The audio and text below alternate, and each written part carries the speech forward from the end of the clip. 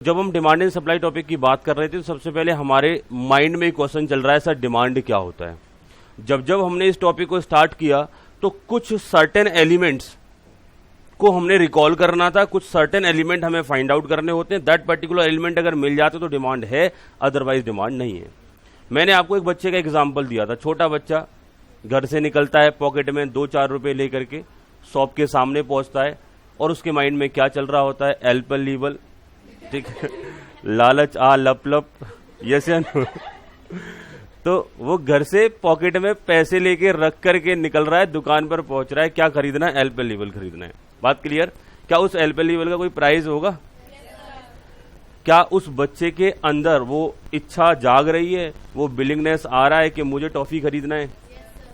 क्या बच्चे की पॉकेट में 2-4 रुपए भी है? दैट मीन्स बच्चा शॉप के सामने है, सेलर भी है और कहीं ना कहीं बच्चा कंज्यूमर भी है क्योंकि वो टॉफी को कंज्यूम करने वाला है और अल्टीमेट उस टॉफी का प्राइस भी है। टॉफी एक कमोडिटी भी है और साथ ही साथ में हम कहेंगे एक पर्टिकुलर टाइम पीरियड पर बच्चा जा रहा है और उस बच्चे की इच्छा भी है और उसकी पेइंग कैपेसिटी भी है। क्या वो घर से 2-4 रुपए लेके निकला है? दैट मीन्स उसकी पॉकेट में पैसे हैं, यानी कि पेइंग कैपेबिलिटी उसकी है। ये सारी कंडीशंस अगर हैं तो डिमांड है, अदरवाइज डिमांड नहीं है। डिमांड का मीनिंग कभी सेल नहीं होता। हम ये नहीं कहेंगे अगर डिमांड है तो सेल पक्का पक्का होगा। डिमांड है तो सेल हो सकता है, क्योंकि डिमांड है, सप्लाई भी होनी चाहिए। बच्चा एल्पलीबल लेने पहुंचा लेकिन सप्लायर के पास एल्पलीबल था ही नहीं, सप्लाई थी नहीं, तो क्या सेल हो पाएगा? नहीं हो पाएगा। लेकिन डिमांड तो थी ना। मैं आपसे बात कर रहा हूं, जब डिमांड होगा, सप्लाई होगा तो सेल हो जाएगा। इसकी बाद में बात करेंगे, लेकिन अभी हमने क्या डिस्कस करना है? डिमांड डिस्कस करना है। डिमांड के लिए क्या क्या एलिमेंट होने चाहिए मैंने नोट भी करा रखे और इसे एग्जांपल में एक बार विजुअलाइज भी कर लेते हैं। बेटा क्वांटिटी मतलब वो बच्चा कितना टॉफी खरीदना चाहता है। कमोडिटी और सर्विस मतलब वो पर्टिकुलर आइटम जिसे आप परचेज करना चाहते हो या पर्टिकुलर सर्विस जिसे आप रिसीव करना चाहते हो। दैट मीन्स बच्चा क्या रिसीव करना चाहता है? Commodity, toffee. दैट मीन्स बच्चा कई बार पैसे लेके झूला भी झूल सकता है। बात समझ रहे हो ना? तो वो झूला झूलना, छोटे छोटे आते हैं ना घर के आसपास, वो कहीं ना कहीं मूवेबल सर्कस होते हैं, उनमें बच्चा बैठ करके झूल लेता है, उसके बाद वो चला जाता है। तो वहां पर भी वो झूला झूल सकता है, कमोडिटी भी परचेज कर सकता है और सर्विस भी ले सकता है। That the consumer are. बच्चा कौन है? बच्चों कंज्यूमर, क्योंकि उस टॉफी को कंज्यूम करेगा। बिलिंगनेस, उसकी अंदर से इच्छा आ रही है, जैसे ही पैसे मिले मुंह में पानी आना स्टार्ट हो जाता है, सीधा कहां पहुंचता है? दुकान पर। यानी बिलिंगनेस उसकी अवेलेबल है, उसकी इच्छा है। और एबिलिटी, क्या उसकी पॉकेट में इतने पैसे हैं कि वो टॉफी खरीद ले? एबिलिटी भी है। एट वेरियस प्राइजेस, उसके प्राइजेस भी चल रहे हैं टॉफी के, और साथ ही साथ एक टाइम पीरियड पर बच्चा उधर पहुंच रहा है, तो एक टाइम पीरियड होना चाहिए। इतने सारे बेटा एलिमेंट होंगे तो डिमांड होगा, अदरवाइज वो डिमांड नहीं होगा।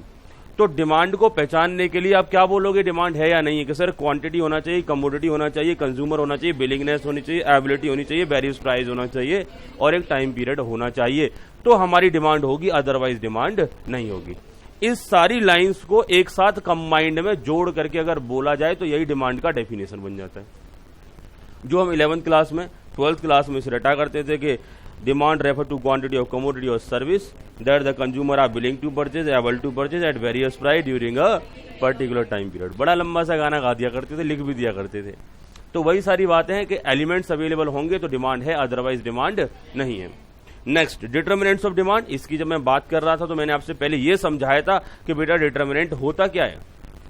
सबसे पहले हमको यह समझने की जरूरत बनती है कि डिटरमिनेंट क्या है। डिटरमिनेंट क्या है ये समझा पाएंगे तभी तो हम बता पाएंगे वो डिमांड है या नहीं है। बात क्लियर? तो पहला मुद्दा डिटरमिनेंट्स क्या रहेगा। बात क्लियर? तो बच्चों क्या आप मुझे बता सकते हो डिटरमिनेंट क्या होता है? बच्चे ने बोला ऐसी चीजें जो डिसाइड करती हैं। यस या नो? क्या ये गलत बोल रहे हैं? ठीक बोल रहे हैं। ऐसी चीजें जो फाइनली डिसाइड करती हैं, डिटरमाइन करती हैं, कहीं ना कहीं डिमांड के बारे में बताती हैं। कहने के तरीके अलग अलग हो सकते हैं, लेकिन बात वही है कि डिमांड है या नहीं है, इस बात को कौन डिसाइड करेगा। डिमांड ज्यादा है या कम है, इस बात को कौन डिटरमाइन करेगा। डिमांड होगी या नहीं होगी, इस बात को डिटरमाइन जो किया जाएगा, जो बताएगा, that is known as determinant. Demand होगी या नहीं होगी, होगी तो ज्यादा होगी या कम होगी। लेकिन ये सारी बातें कैसे पता चलेंगी? कौन से ऐसे फैक्टर हैं जो इन्हें डिसाइड करेंगे? बात क्लियर? वो सारा हमको देखने को मिलेगा। किससे पता चलेगा? डिटरमिनेंट से। पहला डिटरमिनेंट हम डिस्कस कर रहे थे sir, price of the commodity. क्या डिस्कस कर रहे थे? Price of the commodity. अगर कमोडिटी का प्राइस है अगर कमोडिटी का प्राइस कम है तो डिमांड कुछ और हो सकती है, कमोडिटी का प्राइस कुछ ज्यादा है तो डिमांड कुछ और हो सकती है। मैंने आपको एक एग्जांपल भी दिया था बेटा, मैंने बोला कि फाउंडेशन की फीस 5 करोड़ लेने वाला हूं। बच्चे बोले सर प्राइस बहुत हैवी हो गई, इतना तो हम बैंक में डाल देंगे ना, सीएस ना भी करें तो उसके इंटरेस्ट से ही इतना आता रहेगा कि जॉब करने की जरूरत ही नहीं पड़ेगी, सीएस करने की जरूरत ही नहीं पड़ेगी, बेकार है, हम नहीं करते इस कोर्स को, क्योंकि इतना पैसा हम नहीं पे कर पाएंगे। अगर इतना पैसा मांगा जाएगा तो डिमांड कहीं ना कहीं कम हो जाएगी, प्राइस बढ़ेंगे डिमांड कम हो जाएगी। लेकिन जैसे जैसे प्राइस कम होते हैं ऑटोमेटिकली डिमांड बढ़ना स्टार्ट हो जाती है, क्योंकि प्राइस कम है, ज्यादा से ज्यादा बच्चा अपना पैसे बचाना चाहेगा, तो इन दैट केस डिमांड बढ़ती ही चली जाएगी। सेम वे कोई भी कमोडिटी उठा लो, मैंने आपको एग्जांपल भी लिया था, आप अपने पेरेंट्स के कहने पर टमाटर लेने गए थे और टमाटर वहां पर, या प्याज लेने गए थे, प्याज किस रेट मिला था, 1 रुपए किलो। घर वालों ने कितने पैसे दिए थे, 20 रुपए, कि जाओ 1 किलो प्याज लेके आओ। आपने कहा टेंशन ही खत्म, 20 किलो लेके चलते हैं, अगली बार ये मंगाएंगे ही नहीं। बात समझ रहे हो ना? तो प्राइस सस्ता मिला, प्राइस सस्ता मिला, हमने ज्यादा खरीद लिया, क्योंकि हमारी कहीं ना कहीं हमारे पास हमारे बजट में वो कमोडिटी आ जाता है। तो पहला फैक्टर जो डिटरमाइन करता है कि डिमांड ज्यादा होगा या कम होगा, वो प्राइस के ऊपर मैटर करेगा। जब जब हम किसी कमोडिटी का माइंडसेट ज्यादा प्राइस का लेके चलते हैं और वहां कम प्राइस मिल जाए तो हम कई बार ज्यादा कमोडिटी परचेज कर ही लेते हैं, हाँ या ना? बहुत बार हम ऐसा एक मूड बना के चलते हैं कि हमको महंगा गुड्स मिलेगा लेकिन सस्ता मिल जाता तो हम उसे ज्यादा खरीद के ले आते हैं। जैसे कई बार आप अपने लिए शॉपिंग करने गए होंगे, टी शर्ट्स वगैरह परचेज करने गए होंगे, ठीक है, लेट सपोज आपको वहां पर कुछ सेल मिल गया जो 50% ऑफ चल रहा था, घर से पैसे मिले 1000 रुपए, आपका माइंड सेट था कि 1 टी शर्ट परचेज करके लाना है और अच्छे प्राइस में मिल जाएगा, ब्रांडेड टी शर्ट थी। जैसे आप शोरूम में एंटर किया आपको मिला 50% ऑफ या एक के साथ एक फ्री, मतलब 1000 रुपए का एक खरीदो दूसरा लेके जाओ, तो आपको कहीं ना कहीं लॉटरी निकल गई। दैट मीन्स आपने 2 परचेज कर लिया, सिंगल परचेज नहीं किया। ये कैसे हुआ? क्योंकि प्राइस जैसे ही कम हुआ आपका अगेन क्या हो गया, डिमांड बढ़ गया। तो पहला फैक्टर क्या होता है, जब जब बेटा प्राइस कम होता है तब तो डिमांड बढ़ जाती है, जब जब प्राइस बढ़ता है तो डिमांड कम हो जाती है। इसके साथ साथ मैंने एक बात और लिखी हुई है, अदर फैक्टर रिमेन्स कांस्टेंट। इस अदर फैक्टर रिमेन्स कांस्टेंट का क्या मीनिंग होता है, ये अल्टीमेटली होता क्या है, इसको समझने की जरूरत है। बेटा कई बार क्या होता है, प्राइस बढ़ गया लेकिन प्राइस बढ़ने के साथ साथ आपकी इनकम बहुत बढ़ गई तो भी आप पर प्राइस का कोई इंपैक्ट नहीं पड़ेगा। बात क्लियर समझ आ रही है? मैंने आपसे बोला कि लेट सपोज एक पर्टिकुलर रूट के लिए आपके घर मेट्रो भी जाता है और उसी रूट के लिए आपके घर पर एक एयर कंडीशन बस भी जाता है, और मेट्रो का फेयर 50 रुपये है, बस का फेयर लेट सपोज 25 रुपीज है। तो आप मोस्टली स्टूडेंट लाइफ में 25 रुपीज बस ही प्रीफर करेंगे, क्योंकि आपको मालूम है एसी में तो इधर भी जा रहे हैं, एसी में तो उधर भी जा रहे हैं, यहाँ फटाफट से बैठ जाएंगे, सीट भी अच्छे से मिल जाएगा, इधर से बैठ के चलते हैं, घर जाके सीधे उतरेंगे। दिक्कत क्या है, थोड़ा सा लेट ही पहुंचेंगे, वैसे भी टाइम का हमारी लाइफ में कोई बहुत बड़ा रोल तो है नहीं ठीक है, 10-5 मिनट ज्यादा लग जाएंगे लेकिन 25 रुपए बचेंगे। अभी आज के टाइम में आप 25 रुपए बचाने के बारे में सोच सकते हो, लेकिन जब आप करोड़ों अरबों में कमा रहे होंगे उस दौरान आपके लिए 25 रुपए मैटर नहीं करेंगे। बात समझ में आ रहा है? महंगा होगा चलेगा, आप वहां पर हेलीकॉप्टर बुक करना चाहोगे, कहीं ना कहीं चार्टर्ड प्लेन बुक करना चाहोगे, लेकिन जल्दी से जल्दी पहुंचना चाहोगे। मैं आपसे बात कर रहा हूं, कई बार प्राइस बढ़ने के साथ साथ अगर इनकम बहुत ज्यादा बढ़ जाए तो भी कोई इंपैक्ट नहीं पड़ता, फिर भी हम उस कमोडिटी को परचेज कर ही लेते हैं। मैं आपसे गोलगप्पे खाने की बात कर रहा था, मैंने बोला था बेटा 5 रुपए में एक मिलता है तो आप कंज्यूम कर लेते हो, लेकिन वही गोलगप्पा अगर 50 रुपए में या 500 रुपए में एक मिले तो शायद आप इग्नोर कर सकते हो ना।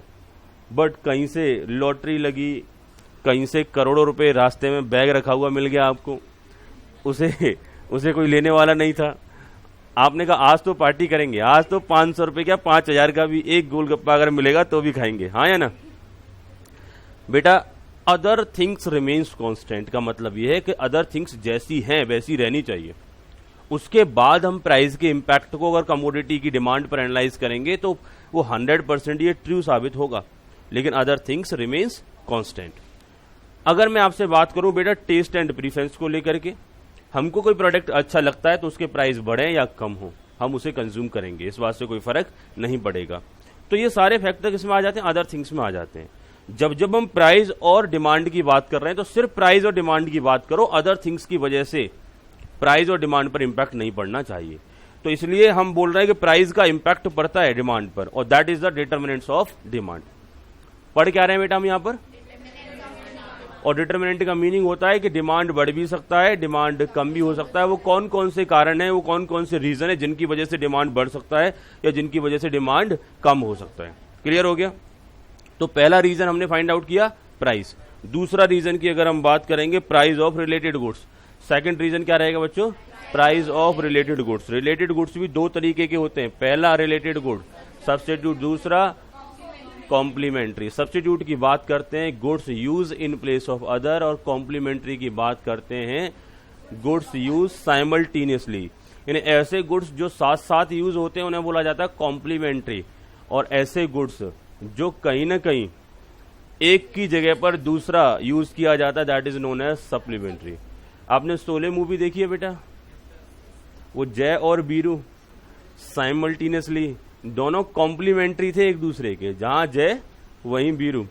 तो यहां हम बात कर रहे हैं complementary goods, just like a जोड़ी ऑफ जय एंड बीरू। जहां पर जाएंगे साथ साथ ही जाएंगे, जहां कंज्यूम होंगे साथ साथ ही कंज्यूम होंगे। लेकिन सब्स्टिट्यूट की बात करेंगे, सब्स्टिट्यूट की बात करेंगे तो बहुत सारी हमारे यहाँ पर डुप्लीकेट वाली मूवी भी चली थी, जहां पर डबल रोल में गोविंदा हुआ करता था। ठीक है, अब वो उसका भी सिस्टम ये था कि गोविंदा एक है लेकिन दो दो जगह रोल प्ले कर रहा है। उस मूवी थी बेटा, नाम मुझे एग्जैक्टली याद नहीं आ रहा। नहीं बेटा, जिसकी दो वाइफ हुआ करती थी, वो कौन सी मूवी थी? सैंडविच। तो उसमें एक जगह चला गया तो फिर दूसरी जगह से गायब हो गया। मतलब एक ही पर्सन है, एक पर्सन के प्लेस पे दूसरा पर्सन बार बार शिफ्ट हो रहा है। मुद्दे पर आ जाते हैं, ऐसा गुड्स जो दूसरे गुड्स की जगह पर यूज होता है। जैसे हम चाय पी रहे हैं तो कॉफी नहीं पियेंगे, बात समझ रहे हो ना?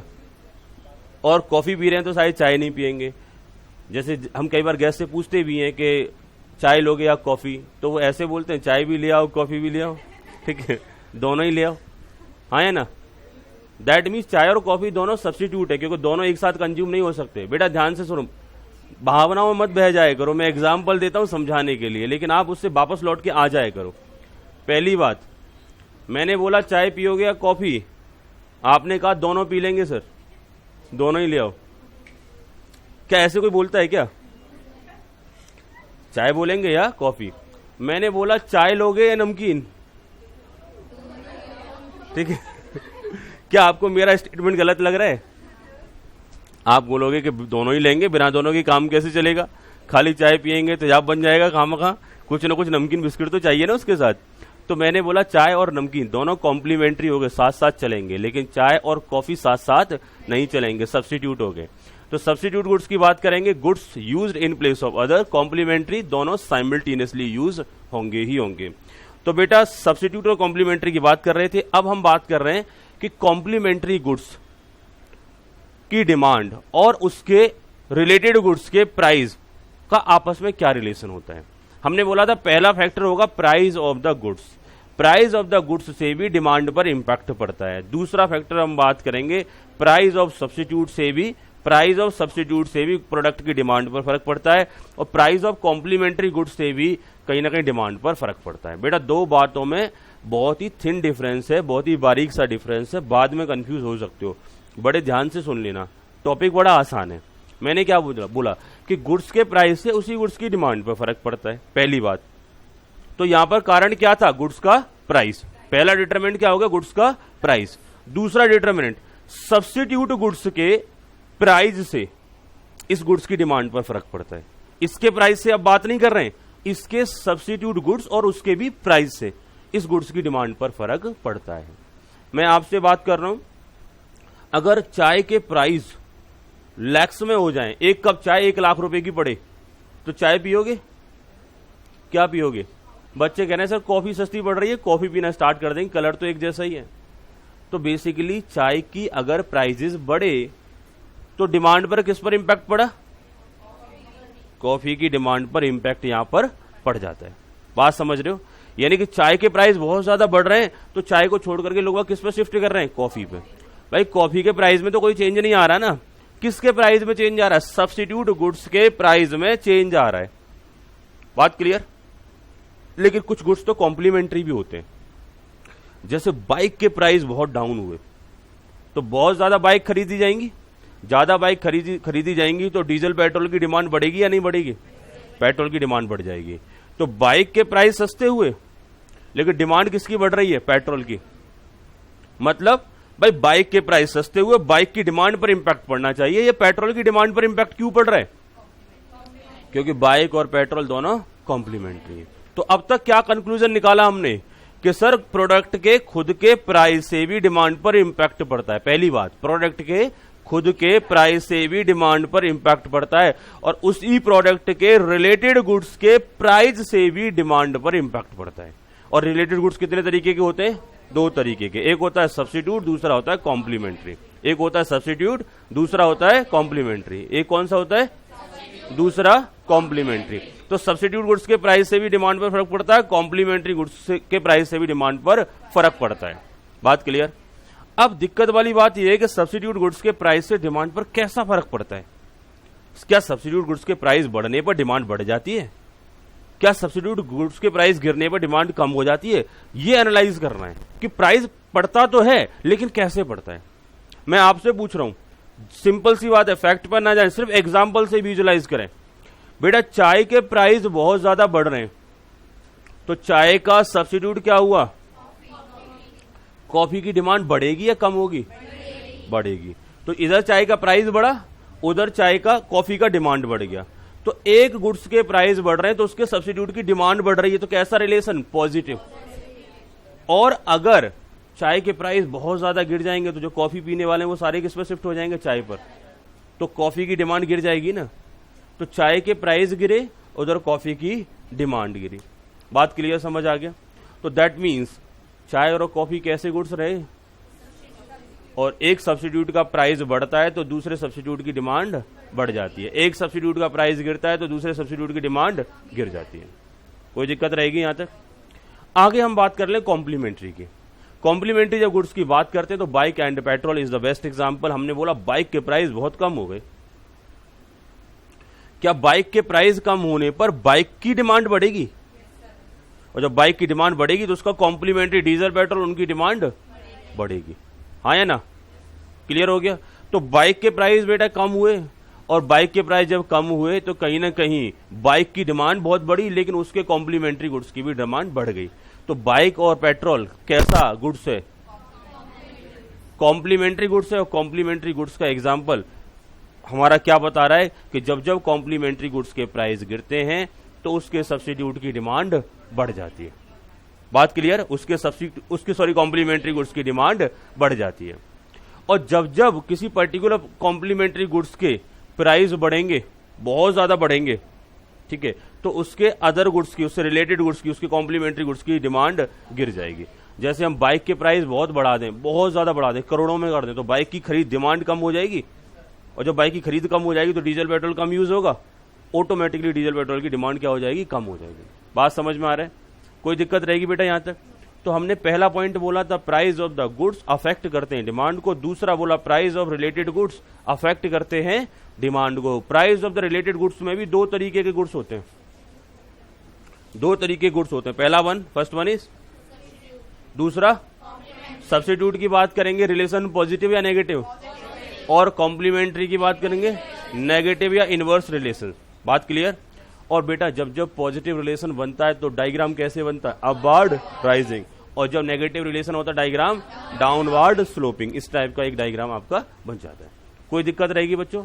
आगे बढ़ सकते हैं? चलो नेक्स्ट मुद्दे पे चलते हैं। यहां तक हम बात कर रहे थे कॉम्प्लीमेंट्री गुड्स। इसके बाद हमारा अगला पॉइंट था income level of house hold. बेटा जब इनकम लेवल की बात कर रहा था तो मैंने आपसे बात करी थी कि इनकम लेवल में दो फैक्टर सामने आते हैं, एक तो इंफीरियर गुड्स, दूसरा सुपीरियर गुड्स। और मैंने ये भी बोला था कि इंफीरियर गुड्स खराब, बेकार, सड़ा हुआ गुड्स नहीं होता, बस क्या होता है? सस्ता गुड्स होता है। बेटा सस्ता गुड्स भी अच्छा हो सकता है क्या? बिल्कुल हो सकता है। हर एक सस्ता गुड्स बेकार नहीं होता, खराब नहीं होता। दैट मीन्स कुछ प्रोडक्ट ऐसे होते हैं जिनका सप्लाई बहुत ज्यादा होता है लेकिन डिमांड बहुत कम होती है, तो वो प्रपोर्शनेटली सस्ते होते चले जाते हैं। और ऐसे गुड्स जिनका सप्लाई कम होता है और डिमांड बहुत ज्यादा होती है, वो महंगे होते चले जाते हैं। तो कुछ गुड्स बहुत सस्ते होते हैं, कुछ गुड्स बहुत महंगे होते हैं। एग्जाम्पल के तौर में बात करूं, गोल्ड का नाम सुना है बेटा आपने? हाँ या ना? गोल्ड बहुत महंगा होता है, लेकिन लोहा सस्ता होता है नहीं होता है? लोहे की चेन आपको कोई ऐसे गिफ्ट में दे सकता है, लेकिन गोल्ड की चेन गिफ्ट देने में बहुत प्रेशर पड़ता है, बहुत ज्यादा खर्चा करना पड़ता है, नहीं करना पड़ता? दैट मीन्स, और टेक्निकली देखा जाए तो लोहा ज्यादा मजबूत होता है, ठीक है। गोल्ड ऐसे ही, गोल्ड की चेन को आप ऐसे ही तोड़ सकते हो, लेकिन लोहे की चेन को तोड़ना बहुत मुश्किल हो जाएगा। तो आप देखेंगे कि लोहा मजबूत है। जाने दो बेटा, मैंने क्या बोला, व्हाइट साउंड की तरफ ध्यान दो, ठीक है। मैंने क्या बोला कि अल्टीमेटली गोल्ड बहुत कमजोर है, लोहा बहुत मजबूत है, लेकिन फिर भी वो सस्ता है। क्यों सस्ता है? क्योंकि ज्यादा क्वांटम में मिलता है, सप्लाई बहुत है उसकी, लेकिन डिमांड उतना नहीं है। लेकिन गोल्ड की सप्लाई बहुत लिमिटेड है, लेकिन उसका यूज मोस्टली ज्वेलरी में ही किया जाता है। उसके अलावा ऐसा नहीं कि हमने बोला कि काम करते हैं लोहे से अपनी छत बनवा लेते हैं, गोल्ड से अपनी छत बनवा लेते हैं। अच्छी बात है बेटा, क्या जब हम लोहे से छत बनवा सकते हैं, लोहे के एंगल्स डलवा सकते हैं, लोहे की रॉड डलवा सकते हैं अपने घर में, तो क्या सोने की रॉड नहीं डलवा सकते? डलवा सकते हैं, लेकिन बहुत महंगा पड़ेगा और साथ ही साथ उतना मजबूत और टिकाऊ भी नहीं होगा। दैट मीन्स हमने बात की कि प्रोडक्ट का प्राइस कई बार कॉस्टली इसलिए हो जाता है क्योंकि उसकी सप्लाई बहुत कम होती है, वो बहुत कम क्वांटम में अवेलेबल होता है। डायमंड के बारे में सुना है आपने? एक कोहिनूर हीरा के बारे में भी सुना होगा। रेयरली मिलते हैं ऐसी चीजें, बहुत मुश्किल से मिलती हैं, इसलिए इनके प्राइसेस ज्यादा होते हैं। अब आप देखते होगे कि कांच के टुकड़े तो आपको ऐसे मिल जाएंगे बहुत सारे, जितना मर्जी इकट्ठा कर लो। कई बार घर में कोई टुकड़ा अनवांटेड कांच के टुकड़े रखे भी रहते हैं तो कबाड़ी वाला भी नहीं लेके जाता, बोलता है कि ये नहीं खरीदूंगा, कागज खरीद लूंगा, क्योंकि ये कहीं भी सेल नहीं होता। मैंने क्या बोला, अगेन वही प्रोडक्ट की बात कर रहे हैं बेटा। डायमंड भी तो एक कांच ही है, लेकिन वो स्पेशल टाइप का प्रीसियस कहीं ना कहीं स्टोन होता है, और इसलिए उसके प्राइसिंग ज्यादा होते हैं, क्योंकि बहुत ही फ्यू है, लिमिटेड से हैं। मुद्दे पर मैं वापस आता हूं। मैं बात कर रहा था इंफीरियर और सुपीरियर की। इंफीरियर मतलब सस्ता और सुपीरियर मतलब महंगा, लेकिन इंफीरियर का मतलब ये नहीं होता खराब है, क्योंकि इंफीरियर अगर खराब होता तो गोल्ड से भी कमजोर कहीं ना कहीं लोहा होता, आयरन गोल्ड से भी कहीं ना कहीं क्या होता, कमजोर ही होता। बात समझ रहे हो ना? क्योंकि आयरन तो सस्ता है। लेकिन मेन थिंग इज दैट अब हम बात कर रहे हैं इंफीरियर और सुपीरियर का किस तरीके से डिमांड पर इंपैक्ट पड़ता है, क्योंकि यहां हम क्या पढ़ रहे हैं, क्वेश्चन हमारा क्या था, फैक्टर अफेक्टिंग द डिमांड। ऐसे फैक्टर, या हम कह पाएंगे डिटर्मिनेंट्स ऑफ डिमांड, ऐसे फैक्टर्स जो डिमांड को या तो बढ़ाएंगे या कम करेंगे। मैं बात कर रहा हूं बेटा इनकम लेवल। अगर किसी पर्सन की इनकम लेवल बढ़ेगा तो क्या वो इंफीरियर गुड्स परचेज करेगा या सुपीरियर? जब जब इनकम लेवल बढ़ेगा तो सुपीरियर गुड्स की डिमांड बढ़ेगी, जब जब इनकम लेवल कम होगा तो सुपीरियर गुड्स की डिमांड कम होगी। जब जब इनकम लेवल कम होगा तो आप सस्ता खरीदेंगे, सस्ते की डिमांड बढ़ेगी, इंफीरियर की डिमांड बढ़ेगी। और जब जब इनकम लेवल बढ़ेगा तो सस्ते गुड्स की डिमांड कम हो जाएगी। आप किस पर शिफ्ट कर जाओगे? महंगे वाले पर। बात क्लियर? यही हम लास्ट टाइम पर ही मैं बात कर रहा था, मैंने पिज्जा और आई थिंक छोले भटूरे का एग्जाम्पल लिया था। मैं आपसे बोल रहा था कि जब जब पॉकेट में ज्यादा पैसे होंगे तो आप पिज्जा खाने जाओगे, कम होंगे तो छोले भटूरे खा के काम चलाओगे। बात समझ रहे हो ना? तो हम किस पर आ जाएंगे? इंफीरियर पर आ जाएंगे जब हमारे पास इनकम लेवल कम होगा। तो बेटा इंफीरियर की बात कर रहे थे, कैसा रिलेशन? Inverse relation. अगर हमने बोला इनकम लेवल बढ़ा तो इंफीरियर की डिमांड कम हो गया, और इनकम लेवल अगर कम हुआ तो इंफीरियर की डिमांड बढ़ जाती है। सुपीरियर गुड्स की बात करें, इनकम लेवल बढ़ेगा तो कहीं ना कहीं सुपीरियर गुड्स की डिमांड बढ़ जाएगी, इनकम लेवल कम होगा तो सुपीरियर की डिमांड कम हो जाएगी। बात सबको समझ आ रही है? कोई समस्या यहां तक? ये पर्टिकुलर पॉइंट्स मैंने डिस्कस किए थे आपके साथ में जब हम लास्ट क्लास कर रहे थे। और अगेन मैं आपको याद दिला दूं बेटा, हम पढ़ क्या रहे हैं? डिमांड सप्लाई तो पढ़ रहे हैं, लेकिन उसमें भी क्वेश्चन कौन सा है हमारा? क्या क्वेश्चन? Factor affecting demand. और कहीं ना कहीं हम बात कर रहे हैं डिटर्मिनेंट्स ऑफ डिमांड, यानी ऐसे वो फैक्टर जिनसे डिमांड या तो बढ़ेगा, जिनसे या तो डिमांड हमारा कम होगा। बात क्लियर है? कोई मुश्किल काम रहेगा क्या? तो पहला फैक्टर दूसरा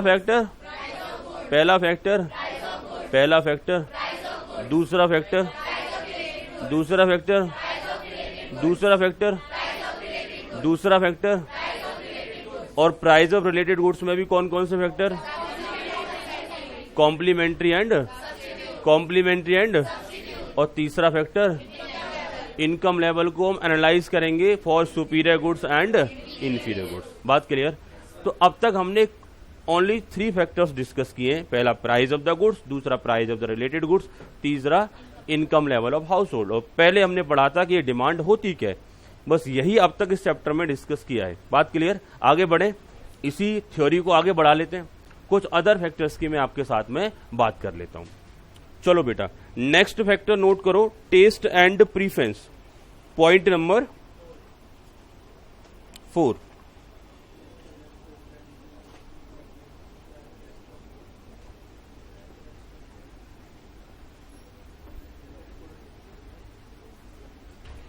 टेस्ट एंड प्रीफरेंस।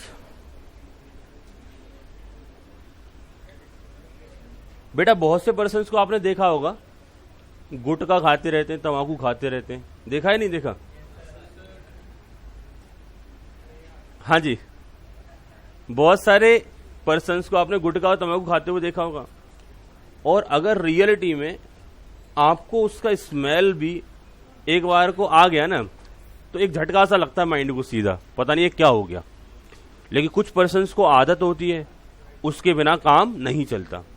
आपको खिला दिया जाएगा तो आप कहोगे इसके लिए भी पैसे देते हैं, पता नहीं क्या खा रहे हैं और इसके लिए भी पैसे दे रहे हैं। टेस्ट में बिल्कुल भी अच्छा नहीं होता अगर फर्स्ट टाइम अगर आप उसे खा करके देखोगे तो।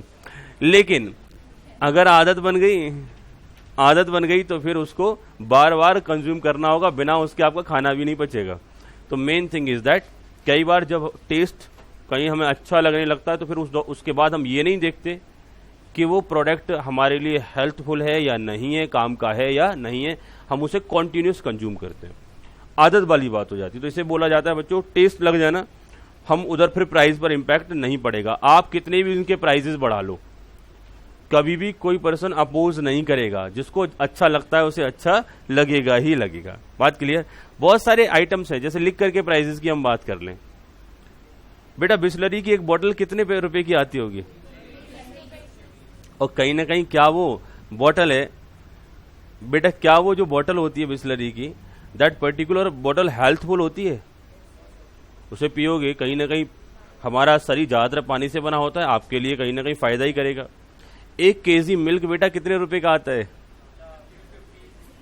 कितने का आता है बेटा? मालूम होना चाहिए ना बेटा, मार्केट कहीं ना। चलो बच्चे कह रहे हैं अलग अलग टाइप का होता है, एक टोंड होता है। अरे अरे झगड़ा मत करो बेटा, अलग अलग टाइप के मिल्क होते हैं तो अलग अलग टाइप के प्राइसिंग होती है। अब जैसे दिल्ली की बात करें, एक टोंड होता है, एक डबल टोंड होता है, एक फुल क्रीम होता है, ठीक है। तो अलग अलग टाइप का मिल्क, अलग अलग टाइप के रेट रहते हैं, ठीक बात है। इसके अलावा और उसमें भी बाइफर्केशन, एक काऊ मिल्क, एक बफेलो मिल्क, 2 अलग अलग टाइप के रहते हैं। तो सबके अलग अलग रेट्स रहते हैं। बट ऑन एन एवरेजन में मान के चल रहा हूं 60 रुपए, 60 रुपए का, 60 रुपीज का आ जाता है। क्या वो बेटा हेल्थफुल होता है? क्या उसे हम कंज्यूम कर सकते हैं? एक लिक्कर का पौआ, पौआ समझते हो क्या होता? पौआ की बात करते हैं 250 ml बेटा, 250 ग्राम्स की हम बात कर रहे हैं, 250 ग्राम। मैं 1 किलो दूध के प्राइस बता रहा था आपको 60 रुपीज, और वो आई थिंक 250 ग्राम भी 200 रुपए 300 रुपए में आता होगा। मुझे ऑन एन एवरेज रेट नहीं मालूम। अच्छा ब्रांड अगर यूज करोगे, 200-300 रुपए में तो आएगा ही आएगा। और बेटा ध्यान से सुनो, मैंने तो यहां तक एक बार, अरे देखो मैं एग्जाम्पल सुना करो, हर एक एग्जाम्पल के पीछे कभी भी मैं कोई भी एग्जाम्पल ऐसा नहीं देता जिससे आपको कंटेंट याद ना रहे, ठीक है। हर एक एग्जाम्पल के पीछे बहुत बड़ा गूढ़ रहस्य छुपा होता है। लेकिन जब मैं एग्जाम्पल देता हूं तो बातें मत किया करो आपस में।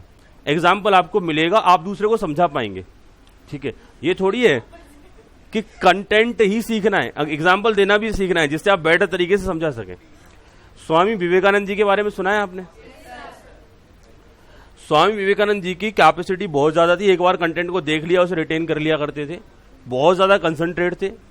एक बार जब वो अमेरिका में, शिकागो था आई थिंक, शिकागो में लेक्चर दे रहे थे, और लेक्चर देते देते उन्हें कई दिन हो गए, तो उन्होंने अननेसेसरी कोई ऐसा एग्जाम्पल दिया, उसमें उन्होंने बोला कि श्री कृष्ण जी के पीछे गोपियां दौड़ती रहती थी।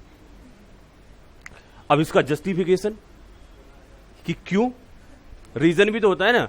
कि भाई पब्लिक किसी के पीछे दौड़ रही है तो क्यों दौड़ रही है। अब उनको ऐसा लगा कि अगर किसी ने मुझसे क्वेश्चन कर दिया कि सर आपने ऐसे बोला और ये क्यों, ऐसे क्यों दौड़ती रहती, तो उसका शायद मैं आंसर नहीं दे पाऊंगा। इतना बोलने के बाद वो 1 सेकंड रुके और मंच से उतर के दौड़ना चालू कर दिया, मंच को छोड़ करके भाग लिए वो। अब सबने सोचा स्वामी जी इतना बढ़िया प्रवचन दे रहे थे, इतना बढ़िया लेक्चर दे रहे थे, इतनी बढ़िया बढ़िया बातें बता रहे थे, क्यों भाग लिए। वो भागे, सारी जनता उनके पीछे। थोड़ी देर भागे, घूम फिर करके फिर दोबारा मंच पे आके चढ़ गए। ठीक है, उन्होंने कहा कि किसी भी इंसान के पीछे अगर कोई दौड़ता है तो जरूरी नहीं है वो किस रीजन से दौड़ रहा है। हो सकता है उसके गुण की वजह से दौड़ रहा है, हो सकता है उसकी नॉलेज की वजह से दौड़ रहा है, हो सकता है उसकी शक्तियों की वजह से दौड़ रहा है, हो सकता है उसकी महान बातों की वजह से दौड़ रहा है। कौन किसके पीछे किस वजह से दौड़ रहा है उसकी 1 लाखों करोड़ों वजह हो सकती है। और शायद अगर आप मुझसे एक्सप्लेनेशन मांग लेते तो मुझे एक्सप्लेनेशन देना बहुत मुश्किल होता, इसलिए मैंने प्रैक्टिकल करके दिखा दिया आपको। ठीक है, तो main thing is that explanation और प्रैक्टिकल हमारे लिए बहुत जरूरी हो जाते हैं लाइफ में। तो मैं आपसे बात कर रहा था बेटा टेस्ट एंड प्रेफरेंस की, तो मैंने यही बोला कई बार ऐसी कमोडिटी जो बहुत कम क्वांटम में है और बहुत ज्यादा प्राइजेस की आ रही है। यहां तक तो मैं एक बार कहीं देख रहा था प्राइसिंग के बारे में, तो कुछ बॉटल्स ऐसी हैं जो कि पिछले 150-200 साल से बनी हुई रखी है लिख करके, और उनकी प्राइसिंग करोड़ों में, 2-3 करोड़ रुपए पर बोतल है। जितने में एक बढ़िया से बढ़िया कार आ जाएगी उतने में एक बोतल आ रही है 1 लीटर की। बट रीजन भी है उनके पीछे कि जिसने 200-300 सालों से मेहनत करके उसे संभाल के रखा हुआ है और उसकी पुरानी होने की वजह से वो प्राइसिंग लेवल उसका इतना ज्यादा है। तो मेन थिंग इज दैट, मैं मुद्दे पर वापस आता हूं, कई बार कोई कमोडिटी हमारे लिए उतना हेल्थफुल नहीं होता, लेकिन उसके टेस्ट की वजह से बहुत ज्यादा महंगा होने पर भी हम उसे परचेज कर लेते हैं। बात क्लियर? क्योंकि हमको आदत बन जाती है, हमारा प्रीफरेंस बन जाता है, हमको ये परचेज करना है, तो फिर हम प्राइस नहीं देखते, उसे हम परचेज कर ही लेते हैं। और आपने देखा होगा जब आप गारमेंट्स परचेज करने जाते हैं तो 100 बार बार्गेनिंग करते हैं, जब आप सब्जी खरीदने जाते हैं तो 1000 बार बार्गेनिंग करते हैं, बट जब ऐसी शॉप्स पे कोई कुछ परचेज कर रहा होता है तो वहां बस धक्का मुक्की हो रही होती है, कैसे भी कोई मेरे पैसे ले ले और मुझे बदले में अंदर से प्रोडक्ट निकाल के दे दे। दैट मीन्स वहां कोई बार्गेनिंग नहीं होता। रीजन क्या है? Taste and preference. क्योंकि उधर जो पर्सन है उसको तो खरीदना है, चाहे वो किसी भी प्राइस पर अवेलेबल हो। तो मैंने बात किया बेटा, कई बार प्रोडक्ट की डिमांड पर टेस्ट एंड प्रीफरेंस का भी इंपैक्ट पड़ता है। अगर वो ज्यादा टेस्टी है, ज्यादा प्रीफरेंस है उसका, तो उसकी डिमांड ऑटोमेटिकली बढ़ जाती है। आपके पॉइंट ऑफ व्यू से बात करूं तो आपको मैगी बहुत पसंद है, हाँ या ना? बच्चे कुछ खामोश से हो गए, सर आप नहीं पसंद। ऐसे कितने बच्चे हैं जो अब भी मैगी पसंद के साथ कंज्यूम करते हैं, खाते पीते हैं, हाँ या ना? चलो देखो, ये वो रेशो है जब उसके बारे में एक बैड न्यूज आ चुका है। अब वो बैड न्यूज करेक्ट था या करेक्ट नहीं था, उसको क्लीन कर दिया गया, वो प्रोडक्ट में कमी थी उसे सुधार दिया गया या नहीं किया गया, वो एक अलग बात है। बाकी सारे लोग, अगर यही मैं उस न्यूज से आने से पहले अगर मैं आपके हैंड रेज करवाता तो मोस्टली सबके आंसर, सबके हैंड टॉप पर होते, क्योंकि वो एक ऐसा प्रोडक्ट था जो मैंने भी काफी कंज्यूम किया। ठीक है लेकिन जिस दिन वो न्यूज आया उस दिन के बाद से इच्छा नहीं हुई, उस दिन के बाद से कभी अंदर से इतना साहस नहीं जुटा पाया कि इसे कंज्यूम कर लूं, तो वो आदत छूट गई। मैंने बोला बेटा टेस्ट एंड प्रीफरेंस की हम बात कर लेते हैं। तो कई बार कोई प्रोडक्ट हमें अच्छा लगता है तो जाने अनजाने हम उसे परचेज करके ले ही आते हैं, उस पर पैसा खर्च कर ही देते हैं, तो उस पर्टिकुलर प्रोडक्ट की डिमांड बन जाती है, बढ़ जाती है। और जब मैगी की बात कर रहे थे तो बेटा हम ये भूल चुके थे कि ये नूडल्स हैं। हम क्या बोलते थे? एक मैगी दे दो। अभी भी हम बाबा रामदेव के नूडल्स भी लेते हैं तो यही कहते हैं मैगी दे दो। वो कहता कौन से वाले मैगी दूं, बाबा रामदेव के दूं? भाई बाबा रामदेव का मैगी थोड़ी है, बात समझ रहे हो? मैगी तो नेस्ले का है, बाबा राम नूडल्स हैं अल्टीमेटली, लेकिन नूडल्स ना कह के हम क्या बोलते हैं? मैगी ही बोलते हैं। तो इसे कहते हैं बच्चों टेस्ट एंड प्रीफरेंस। कई बार टेस्ट एंड प्रीफरेंस की वजह से प्रोडक्ट बहुत ज्यादा सेल होता है। बताओ बेटा, क्या टेस्ट एंड प्रीफरेंस की वजह से डिमांड बढ़ेगा? चलो नोट करो, अगर टेस्ट एंड प्रीफरेंस ज्यादा होगा तो डिमांड बहुत ज्यादा बढ़ेगी, अगर टेस्ट एंड प्रीफरेंस नहीं होगा तो डिमांड ऑटोमेटिकली कम होती चली जाएगी। कोई दिक्कत रहेगा बच्चों? यहां पर आगे बढ़ सकते हैं। अगला बेटा point number 5, composition of population.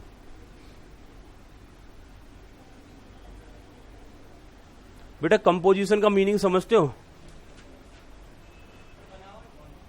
Composition की जब हम बात करते हैं तो पॉपुलेशन में क्या क्या एलिमेंट अवेलेबल हैं, क्या क्या कंपोनेंट अवेलेबल हैं। जैसे हम सॉन्ग की बात करते हैं ना, सॉन्ग को कंपोज करने की बात करते हैं, तो सॉन्ग कैसे कंपोज होता है, उसमें बहुत सारे सुर डाले जाते हैं तभी तो एक सॉन्ग प्रॉपर्ली कंपोज हो पाता है।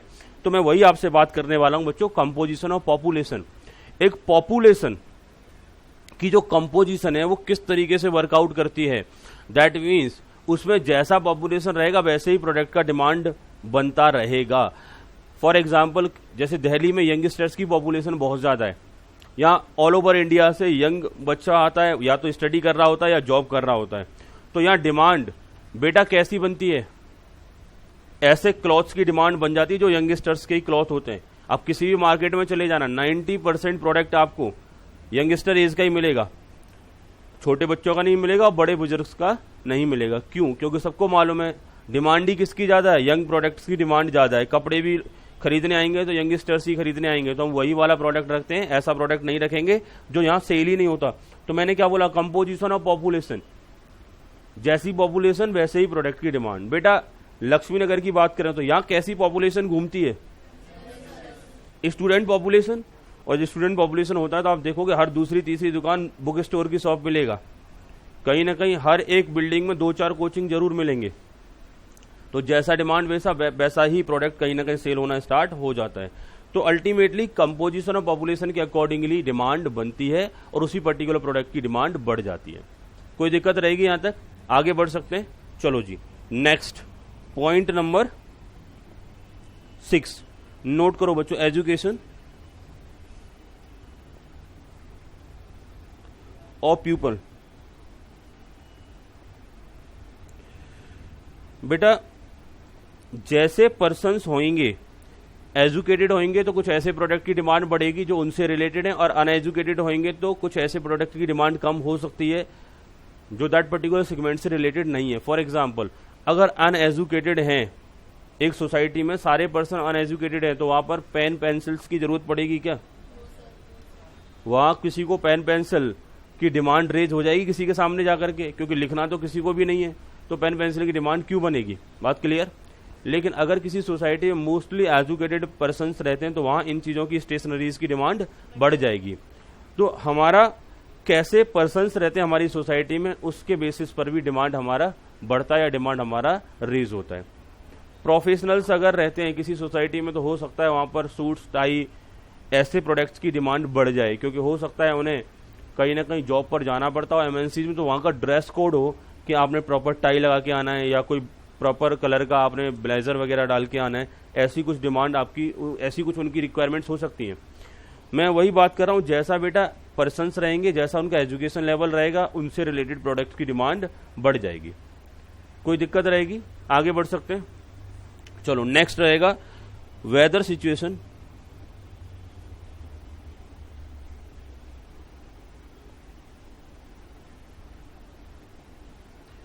Of any reason.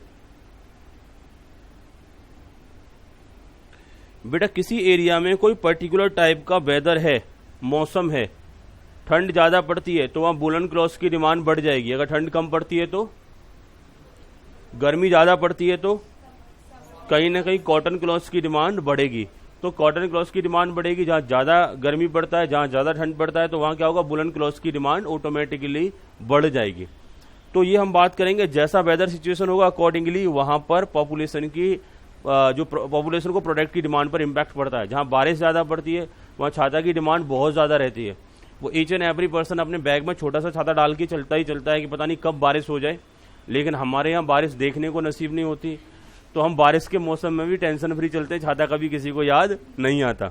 और किसी दिन ज्यादा पड़ रही होती है, बस उस दिन लगता है कि आज तो छाता होना चाहिए था, बट छाता अवेलेबल नहीं होता, और होता भी है तो घर में किसी ऐसी जगह पर रखा होता है जहां से उसे निकाल पाना इम्पॉसिबल टास्क है।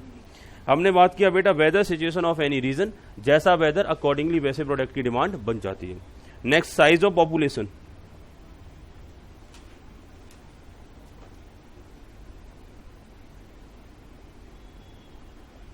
बेटा एक थोड़ी देर पहले कंपोजिशन ऑफ पॉपुलेशन की मैं बात कर रहा था। कंपोजिशन और साइज में डिफरेंस समझना। कंपोजिशन में पॉपुलेशन जितनी भी है उसमें बच्चे कितने, यंगस्टर्स कितने, और कहीं ना कहीं ओल्ड एज पर्सन कितने, लेकिन जब हम बात करेंगे साइज ऑफ पॉपुलेशन, तो ओवरऑल पॉपुलेशन कितनी है। जैसे इंडिया की पॉपुलेशन की बात करें, इंडिया की पॉपुलेशन 125 करोड़ नहीं होती, 125 करोड़ नहीं होती, यहां पर होती मात्र 10 करोड़। तो हर एक प्रोडक्ट की डिमांड कम हो जाती नहीं हो जाती। मैंने क्या बोला, ऑल ओवर इंडिया 125 करोड़ ना होकर के मात्र 10 करोड़ पॉपुलेशन होती तो क्या ईच एंड एवरी प्रोडक्ट की डिमांड कम हो जाती। लेकिन अभी इतनी सारी पॉपुलेशन है तो हर प्रोडक्ट की डिमांड बहुत ज्यादा है। कुछ भी बना लो, कुछ भी सेल कर लो, उसकी पर्टिकुलर प्रोडक्ट की डिमांड ज्यादा ही है। दैट मीन्स जब साइज ऑफ पॉपुलेशन बहुत बड़ा होता है तो ओवरऑल प्रोडक्ट्स की डिमांड बढ़ जाती है, और जब साइज ऑफ पॉपुलेशन कम होता है तो सारे प्रोडक्ट की डिमांड ही कम हो जाती है। तो कहीं ना कहीं साइज ऑफ पॉपुलेशन से भी फर्क पड़ता है कि खरीदने वाले कितने पर्सन्स हैं। ज्यादा पर्सन्स रहेंगे तो ज्यादा डिमांड रहेंगी, कम पर्सन्स रहेंगे तो कम डिमांड रहेंगी। ठीक है, तो कंपोजिशन पॉपुलेशन में के सेगमेंट्स कैसे हैं, कौन सा वाला सेगमेंट ज्यादा है, कौन सा वाला कम, और दूसरा साइज की बात करेंगे तो ओवरऑल पॉपुलेशन ज्यादा है या कम है। जितना इंडिया में हर एक प्रोडक्ट का डिमांड होता है, ऐसे कुछ कंट्रीज हैं, कम से कम 50 कंट्रीज में जितना डिमांड होता होगा उतना डिमांड अकेले इंडिया में सारे प्रोडक्ट का होता है। क्यों ऐसा है, क्योंकि उन 50 कंट्रीज की टोटल पॉपुलेशन इंडिया की पॉपुलेशन से कम ही पड़ेगी, ज्यादा नहीं पड़ेगी, कुछ सेलेक्टेड। और अगर सारे छोटे छोटे कंट्रीज को उठा लिया जाए तो कम से कम ऐसा भी पॉसिबल है कि 100 कंट्रीज से ज्यादा पॉपुलेशन इंडिया में अवेलेबल हो। बात क्लियर। तो हमने बात किया बेटा साइज ऑफ पॉपुलेशन के बारे में। साइज ऑफ पॉपुलेशन अगर ज्यादा होगा तो ओवरऑल डिमांड ज्यादा हो जाएंगी, साइज ऑफ पॉपुलेशन कम होगा तो ओवरऑल डिमांड कम हो जाएंगी। पढ़ क्या रहे हैं हम, हर एक पॉइंट आपको बता रहा है या तो इस पर्टिकुलर पॉइंट की वजह से डिमांड बढ़ जाएगी या तो इस पर्टिकुलर प्रोडक्ट की वजह से डिमांड कम हो जाएगी। क्या बेटा टेस्ट एंड प्रीफरेंस की वजह से डिमांड बढ़ सकती है और कम भी हो सकती है। बात क्लियर है। दैट मीन्स वाइन पीने वाले के लिए मिल्क की कोई रिक्वायरमेंट नहीं है तो वो मिल्क डिमांड नहीं करेगा। दूसरा कंपोजिशन ऑफ पॉपुलेशन, बच्चों के लिए बुजुर्गों वाले कपड़ों की कोई जरूरत नहीं होगी। दैट मीन्स कंपोजिशन पॉपुलेशन, जैसा पॉपुलेशन बच्चों की अगर पॉपुलेशन ज्यादा है तो बुजुर्गों के कपड़े सेल नहीं होंगे, यंगस्टर्स की पॉपुलेशन ज्यादा है तो ना बच्चों के कपड़े सेल होंगे ना बुजुर्गों के सेल होंगे। तो दैट मीन्स हमने बात किया बेटा जैसा कंपोजिशन वैसा पर्टिकुलर प्रोडक्ट की डिमांड बढ़ेगी। एजुकेशन ज्यादा रहेगा तो स्टेशनरी की डिमांड हमारा बेसिकली बढ़ जाएगा। ठंड वाला मौसम रहेगा, कोल्ड रहेगा तो कहीं ना कहीं वहां पर वुलन क्लॉथ्स का डिमांड बढ़ेगा। साइज अगर ज्यादा होगा तो ओवरऑल सारे प्रोडक्ट की डिमांड बढ़ेगी।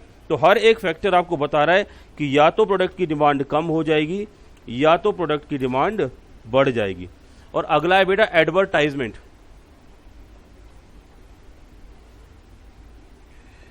एडवर्टाइजमेंट की वजह से बच्चों प्रोडक्ट की डिमांड बहुत ज्यादा बढ़ जाती है।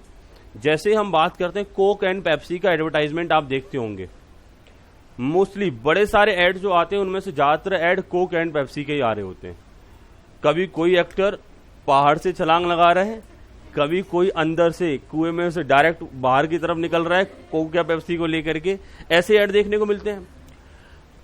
एक ऐड और चला था बेटा पेटीएम का, आपने शायद फील किया हो कुछ टाइम पहले जब पेटीएम का कोई मार्केट में रिक्वायरमेंट नहीं था, डिमांड नहीं था, उस दौरान हर टाइम हर दूसरा ऐड पेटीएम करो, बड़ा गाना आया करता, अच्छा लगता था, पेटीएम करो, ठीक बात समझ रहे हो ना।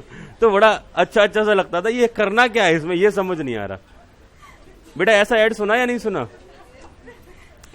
अब जब ये ऐड आ रहा था उस दौरान हमारे माइंड में बिल्कुल भी इसकी रिक्वायरमेंट नहीं थी और ना हम इसे यूज करते थे, बस सुन लिया ऐसा कुछ है, बस सुनते रहे ऐसा कुछ है, बस सुनते रहे ऐसा कुछ है। अचानक से नोट बैन हुआ और इस पर्टिकुलर प्रोडक्ट का डिमांड मार्केट में एकदम से बढ़ गया। सबको मालूम था पेटीएम एक ऐसा ऐप है जिससे हम रिक्शे वाले को पेमेंट कर सकते हैं, जिससे हम सब्जी खरीद सकते हैं, जिससे हम किसी भी दुकान पर कोई दवाई खरीद सकते हैं, सबको पेटीएम कर सकते हैं। तो अपने बैंक अकाउंट से पेटीएम में पैसे ऐड कर लो और छोटे छोटे पैसे जिसको देने हैं उसको हम पेमेंट कर सकते हैं, छोटे मोटे। तो हमने सबने वो पेमेंट ऐप इंस्टॉल कर लिया था। हर एक शॉप पर एक कहीं ना कहीं स्टिकर लगा होता था कि पेटीएम इज एक्सेप्टेड हेयर। तो दैट मीन्स हम बात कर रहे हैं कि कई बार एडवर्टाइजमेंट से कोई प्रोडक्ट इतना ज्यादा पॉपुलर हो जाता है कि आगे जाकर के बहुत सारे प्रोडक्ट उससे पीछे छूट जाते हैं। पेटीएम को देखते देखते बहुत सारे पेमेंट ऐप लॉन्च हो चुके हैं आज की डेट में, लेकिन वो उतने पॉपुलर नहीं है जितना पेटीएम पॉपुलर है, क्योंकि पेटीएम यूनिवर्सली एक्सेप्टेड हो चुका है एक तरीके से। हम सब पेटीएम से बहुत ज्यादा अवेयर हैं, लेकिन और जो एप्स हैं उनके बारे में हर किसी को जानकारी नहीं है। लेट सपोज और भी बहुत सारे, फोन पे होता है, गूगल पे होता है, ठीक है, भीम ऐप होता है, ऐसे करके बहुत सारे पेमेंट के सिस्टम होते हैं, लेकिन आपके में फोन पे है तो हो सकता है मेरे मोबाइल में फोन पे ना हो, तो वहां दिक्कत हो जाती है। एक एचडीएफसी का भी चलता है, पेज ऐप चलता है, तो बहुत सारे पेमेंट एप्लीकेशन आज के टाइम में चल रहे हैं, लेकिन उस टाइम पर वो एडवर्टाइजमेंट करके फेमस हो गया। तो एडवर्टाइजमेंट बहुत मैटर करता है। एडवर्टाइजमेंट की वजह से हमारे माइंड पर कहीं ना कहीं उसका इम्पैक्ट पड़ता है। अब ये बेटा, अगर आपको अपने घर में केबल टीवी लगवाना है तो कौन सी वाली कंपनी का लगवाओगे? ज्यादातर साउंड टाटा स्काई का आ रहा है, क्योंकि उसका एडवर्टाइजमेंट देखो ज्यादा हो रहा है। ये केबल टीवी वाले के रिश्तेदार हो सकते हैं, लेकिन वो आपके रिश्तेदार तो नहीं है ना, ऐसा करके कुछ आता है ना, केबल टीवी वाला इनका रिश्तेदार है, लेकिन वो आपका रिश्तेदार थोड़ी है। ऐसे करके ऐड आता है कि आप टाटा स्काई लगवाओ, और टाटा स्काई लगवा डाला तो लाइफ झींगा लाला, ये से नो। तो ऐसे ऐड डाल करके पब्लिक के माइंड में अपने नेम को प्रिंट कराया जाता है कि जब जब किसी प्रोडक्ट का रिक्वायरमेंट होगा तब तब आप किसके पास जाएंगे? उस पर्टिकुलर प्रोडक्ट के पास चले जाएंगे। तो मेन थिंग इज दैट बच्चों, ज्यादा एडवर्टाइजमेंट, बात है नहीं बेटा, ज्यादा एडवर्टाइजमेंट ज्यादा डिमांड, ज्यादा डिमांड, कम एडवर्टाइजमेंट कम डिमांड। बेटा अगर मैं आपसे बात करूं, जिस कोने पे जाओगे वहीं प्रीति सिंह क्लासेस लिखा हुआ मिल रहा है आपको, तो एक माइंड पर इम्पैक्ट पड़ेगा। बेटा अभी हमने नहीं लिखवाया, हाँ सर का जवाब आ रहा था, अभी हमने नोट नहीं करवाया, बट ऐसा अगर हो जाता है, स्कूल से निकले थे फर्स्ट क्लास में तो भी प्रीति सिंह क्लासेस दिख रहे, बाद में 12th पास आउट किया तो भी प्रीति सिंह क्लासेस, कॉलेज गए तो वहां भी पोस्टर हमारा ही था। बच्चे कहेंगे ये है क्या, एक बार चलते हैं जरूर, यहाँ पढ़ाया क्या जाता है, पढ़े ना पढ़े लेकिन एक बार घूम के जरूर आते हैं।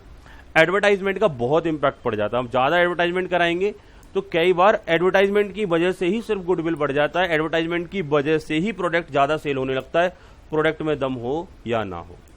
तो mainly best example Coke and Pepsi में कह सकता हूं। बेटा 5 रुपए के पानी को अगर 85 रुपीज में आप ले रहे हैं तो सिर्फ एडवर्टाइजमेंट के दम पर ले रहे हैं, उसमें कोई ऐसा फीचर नहीं है जो आपको सेहत के लिए बहुत ज्यादा हेल्पफुल हो, आपको कोई फायदा पहुंचाए, बस सिर्फ क्या है एडवर्टाइजमेंट। और एडवर्टाइजमेंट की दम पर ही आप उससे बेटर नींबू पानी अपने घर बना सकते हैं, वो ज्यादा हेल्पफुल रहेगा, लेकिन उसे हम कंज्यूम नहीं करते। हम फिर भी हम 85 रुपीज का बोतल ही परचेज, आई थिंक 85 का ही आ रहा है ना बेटा, 2 लीटर वाला, 90 रुपीज का बोतल ही परचेज करते हैं, और उसमें कॉस्ट कितना होता है? 5 रुपए का प्रोडक्ट होता है। इससे बेस्ट एग्जाम्पल आपकी लाइफ में नहीं हो सकता। एडवर्टाइजमेंट के दम पर 5 रुपए वाले प्रोडक्ट को हम 90 रुपीज में सेल कर रहे हैं, और वो पब्लिक के लिए फायदा नहीं करता, नुकसान ही करता है, हेल्पफुल नहीं होता, लेकिन फिर भी हम परचेज करते हैं। तो हम कह सकते हैं कि एडवर्टाइजमेंट की वजह से कुछ भी पॉसिबल है। तो बेटा एडवर्टाइजमेंट डिमांड को बढ़ा देता है, ज्यादा एडवर्टाइजमेंट ज्यादा डिमांड बढ़ा देगा। तो क्या ये फैक्टर की कैटेगरी में आ सकता है? आगे बढ़ सकते हैं बेटा। नेक्स्ट है बच्चों डिस्ट्रीब्यूशन।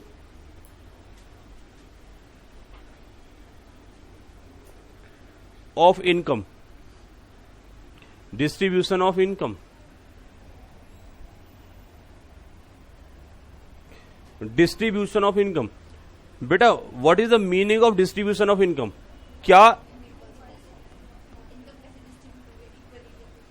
बच्चों का कहना है कि सर इनकम कैसे डिस्ट्रीब्यूट होता है, इक्वली डिस्ट्रीब्यूट होता है या अनइक्वल? मुझे एक बात बताना, इंडिया में इनकम इक्वल डिस्ट्रीब्यूट होता है या अनइक्वल? अनइक्वल डिस्ट्रीब्यूट होता है। रीजन साफ है कि हमारे यहां हमारी कंट्री की जितनी भी रिसोर्सेज हैं उसका 95% रिसोर्स 1% लोगों के पास है। बात समझ रहे हो मैंने क्या कहा? 95% रिसोर्स 1% लोगों के पास है, और 99% पॉपुलेशन के पास मात्र 5% रिसोर्स के अप्रोक्स है। यानी 5% में बहुत सारी पीपल है, और 91% पॉपुलेशन की बात करेंगे तो उनके पास एक मेजर रिसोर्सेज उन्हीं के पास बने हुए हैं। इसका मतलब यहां पर इनकम का डिस्ट्रीब्यूशन बहुत ही अनइक्वल है। एक पर्सन ऐसा है जिसको अपनी बेसिक नेसेसिटीज के लिए भी पैसा बड़ा मुश्किल से इकट्ठा करना पड़ता है, तो दूसरा पर्सन ऐसा है जिसके पास अननेसेसरी बहुत सारा धन है, बहुत सारी रिसोर्सेज हैं, और वो अपनी जो पैसे को बहुत ही लग्जरियस आइटम पर खर्च करता है। हमारे इंडिया में ऐसा भी मिल जाएगा, एक पर्सन साइकिल से चल रहा है तो दूसरा पर्सन इतनी बड़ी गाड़ी से चल रहा है जो संसार की सबसे महंगी गाड़ी है। तो ये कैसे हो रहा है? क्योंकि यहां पर हमारा इनकम का डिस्ट्रीब्यूशन प्रॉपर नहीं है। तो बेटा, जिस कंट्री में इनकम का डिस्ट्रीब्यूशन प्रॉपर नहीं होता वहां लग्जरियस गुड्स की भी डिमांड बढ़ती है और नेसेसिटीज गुड्स की भी डिमांड ज्यादा रहती है। बात क्लियर हो गया? तो हम बात करेंगे बेसिक नेसेसिटी की भी डिमांड रहेगी और इवन दो लग्जरियस गुड्स की भी डिमांड बनी रहेगी। यहां हम बात करते सबको इनकम मिलता, लेकिन ऑन एन एवरेज इक्वल ही मिलता, लोअर इनकम लेवल ही होता, तो कोई भी पर्सन लग्जरियस गुड्स परचेज नहीं कर पाता। क्योंकि जब इनकम का डिस्ट्रीब्यूशन अनइक्वल होता है तो कुछ पर्सन्स के पास ह्यूज रिसोर्सेज होते हैं, तो वो बहुत ज्यादा लग्जरियस आइटम पर पैसा खर्च कर पाते हैं। तो हमने बोला लग्जरियस गुड्स की डिमांड तभी हो सकती है जब सोसाइटी के उस सेगमेंट में कुछ पर्सन्स की इनकम बहुत ज्यादा हो, तभी जाकर के वो लग्जरियस गुड्स परचेज कर सकते हैं। और बच्चों, लग्जरियस गुड्स क्या होते हैं आप इन्हें जान सकते हो? आप इनके बारे में बता सकते हो? हाँ या ना? बेटा, बेसिक नेसेसिटीज की हम बात करें, साइकिल आपके लिए बेसिक नेसेसिटी हो सकता है, बाइक आपके लिए बेसिक नेसेसिटी हो सकता है। हम इवन तो ये भी कह रहे हैं कार आपके लिए भी बेसिक नेसेसिटी हो सकता है। क्यों हो सकता है? लेट्स सपोज आपको ऑफिस जाना है, बारिश का सीजन चल रहा है, बाइक पर जा रहे हैं, बारिश पड़ गया, कपड़े भीग गए, वापस घर लौट के आए, कपड़े चेंज किए, दोबारा चले, फिर बारिश आ गई, फिर भीग गए, फिर लौट के आए, सारे दिन कपड़े चेंज करने में रह गए। लेकिन एक कार होता तो ऐसा होता क्या हमारे साथ? एक बार बैठ के जाते सीधे ऑफिस ही पहुंचते, क्योंकि भीगते तो है नहीं। तो कार भी हमारे लिए बेसिक नेसेसिटी की कैटेगरी में आ सकता है अगर हमारा टाइम बहुत ज्यादा प्रीसियस है। इन दैट पर्टिकुलर केस हम उसे बेसिक नेसेसिटी की कैटेगरी में रख सकते हैं। बट बेटा, वो कार एक नॉर्मल कार भी हो सकता है, वो कार एक मारुति 800 भी हो सकती है, वो कार टाटा की नैनो भी हो सकती है, वही कार एक मर्सिडीज भी हो सकती है, BMW हो सकती है, सफारी हो सकती है, और भी किसी कैटेगरी की हो सकती है। But main thing is that काम तो दोनों में एक ही हो रहा है ना, सेफली ऑफिस पहुंच रहे, बट मेन और एक जगह आप बहुत ज्यादा पैसे खर्च कर रहे हो, दूसरी जगह आप कम पैसे खर्च कर रहे हो। तो यहां हम बात करेंगे डिस्ट्रीब्यूशन ऑफ इनकम से कई बार प्रोडक्ट्स की डिमांड बढ़ जाती है। तो बेटा, कार खरीद लेना नॉर्मल, वो हमारी बेसिक रिक्वायरमेंट हो सकती है। बट लग्जरियस क्या हो गया? जब हमने कोई बहुत महंगी कार खरीदा। क्लियर? कार में म्यूजिक सिस्टम भी मैटर करता है, थोड़ा सा होना भी चाहिए। कुछ लोगों को कार चलाते चलाते नींद आती है, तो म्यूजिक सिस्टम चला दो तो वो एक्टिव बने रहते, नींद नहीं आती, एक्सीडेंट होने की संभावना कम हो जाती है। लेकिन कार में ऐसा म्यूजिक सिस्टम लगाना जो पड़ोसी के बर्तन गिरा दे, जहां से निकले उसके घर में धम धम करके घर को हिला दे, ऐसे म्यूजिक सिस्टम की रिक्वायरमेंट तो नहीं है ना। अब 2 लाख रुपए का ऐसा म्यूजिक सिस्टम आप लगवा रहे हो, तो दैट मीन्स वो बेसिक नेसेसिटी की कैटेगरी में नहीं आएगा। तो डिस्ट्रीब्यूशन ऑफ इनकम, जैसा इनकम लेवल होगा वैसा ही हमारा प्रोडक्ट का डिमांड बढ़ेगा। तो बेटा, पॉइंट नंबर 11 की बात कर रहा हूं, अदर फैक्टर।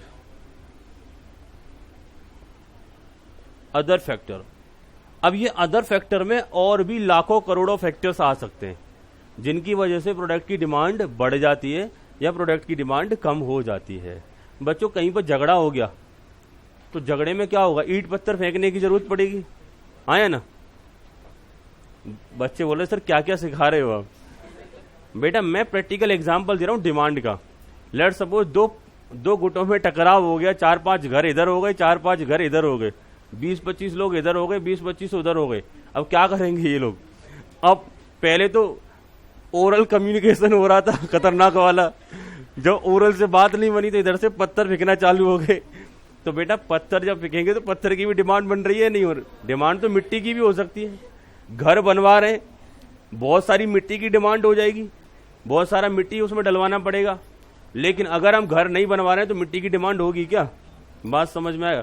सर, घर बनवाते टाइम पे मिट्टी की डिमांड बहुत बढ़ जाती है, लेकिन जब घर बन चुका है उसके बाद कोई गमले में पेड़ लगाना है तो थोड़ा बहुत ही डिमांड होती है, ज्यादा डिमांड नहीं होती। तो हर एक प्रोडक्ट की डिमांड टाइम पर बढ़ सकती है, टाइम पर कम हो सकती है। डिपेंड करेगा वो रिक्वायरमेंट क्या है, तो वो सारे फैक्टर मैंने अदर फैक्टर की कैटेगरी में डाल दिए हैं। यहाँ बाकी सारे फैक्टर पूछे भी नहीं जाते, जो पूछे जाते हैं उनकी सबकी लिस्ट बना ली हमने। हम पढ़ क्या रहे थे बेटा? डिटर्मिनेंट्स ऑफ डिमांड या फैक्टर अफेक्टिंग डिमांड। जब जब एक पर्टिकुलर प्रोडक्ट की डिमांड बढ़ती है या डिमांड कम होती है, वो सारे रीजन, वो सारे कारक, वो सारे गुनहगार, वो सारे फैक्टर, यही सारे पॉइंट्स रहते हैं जिनकी वजह से ये डिमांड कम होगी या फिर ये डिमांड बढ़ेगी। बात समझ पा रहे हो? क्या पढ़ा बेटा अब तक हमने? अब तक हमने पढ़ा डिमांड किसे कहा जाता है और वो कौन से फैक्टर्स होते हैं जिनकी वजह से डिमांड बढ़ जाती है या जिनकी वजह से डिमांड कम हो जाती है। क्या बेटा यहां तक सभी को क्लियर हो रहा है? कोई किसी का डाउट कैसा भी? आगे बढ़ सकते हैं? चलो जी, नेक्स्ट मुद्दे पे चलेंगे। नेक्स्ट एग्जांपल नोट करो या नेक्स्ट पॉइंट नोट करो। अगला रहेगा बच्चों law of demand. Point number 3, law of demand.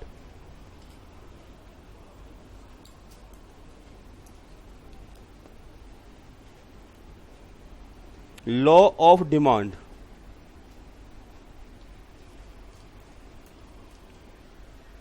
Law of demand. Sir ये क्या नोट किया आपने? Law of demand. बेटा लॉ ऑफ डिमांड की अगर हम बात करेंगे तो बेसिकली हम ये पढ़ने वाले हैं कि डिमांड का जो रूल है ना, डिमांड का लॉ है, डिमांड का जो फंक्शन है वो किस तरीके से काम करता है, यानी कि प्राइस के साथ डिमांड की क्या रिलेशनशिप है। अब आपके माइंड में एक कंफ्यूजन भी होगा कि सर यहां जो कुछ पढ़ा रहे हो वो पहले ही पढ़ा दिया आपने। जब हम फैक्टर पढ़ रहे थे तो पहला पॉइंट था प्राइस किस तरीके से डिमांड पर इंपैक्ट डालता है। जब हम लॉ ऑफ डिमांड पढ़ते हैं तो वही सारा पॉइंट यहां दोबारा से रिपीट हो रहा है, क्योंकि लॉ ऑफ डिमांड में हमको यही स्टडी करना होता है कि प्राइस का उस पर्टिकुलर प्रोडक्ट की डिमांड पर क्या इंपैक्ट पड़ता है। क्या बेटा प्राइस का ही इंपैक्ट पड़ता है डिमांड पर, और किसी गुड्स का और किसी फैक्टर का कोई इंपैक्ट नहीं पड़ता? बिल्कुल पड़ता है। लेकिन जब प्राइस का डिमांड पर इंपैक्ट देख रहे होते हैं तो उसे बोला जाता है लॉ ऑफ डिमांड। बात क्लियर? अदर फैक्टर का डिमांड पर जो इंपैक्ट पड़ेगा वो लॉ ऑफ डिमांड की कैटेगरी में नहीं आएगा।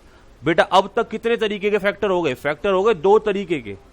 ध्यान से सुनना मैं क्या बोल रहा हूं। फैक्टर 2 कैटेगरी में आ गए जो हमारे कहीं ना कहीं डिमांड को अफेक्ट करते हैं। पहला फैक्टर प्राइस और दूसरा फैक्टर अदर फैक्टर। और अदर फैक्टर में क्या हो गया?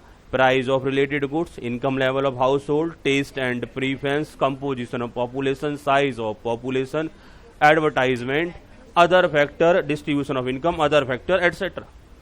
यानी पहला फैक्टर क्या था? प्राइस, और दूसरा फैक्टर अदर फैक्टर। यानी टोटल फैक्टर्स को हमने 2 कैटेगरी में बांटा। और जब हम प्राइस का डिमांड पर इंपैक्ट देख रहे होते हैं, that means we are discussing about the law of demand, कि प्राइस का डिमांड पर क्या इंपैक्ट पड़ेगा, वो सारा का सारा हमें लॉ ऑफ डिमांड में देखना पड़ता है। कोई दिक्कत रहेगी बेटा? तो हम पॉइंट डिस्कस कर रहे हैं हम यहां पर लॉ ऑफ डिमांड। जब हम लॉ ऑफ डिमांड की बात करते हैं तो प्राइस का डिमांड पर क्या इंपैक्ट पड़ेगा ये सारा फैक्ट देखना पड़ता है।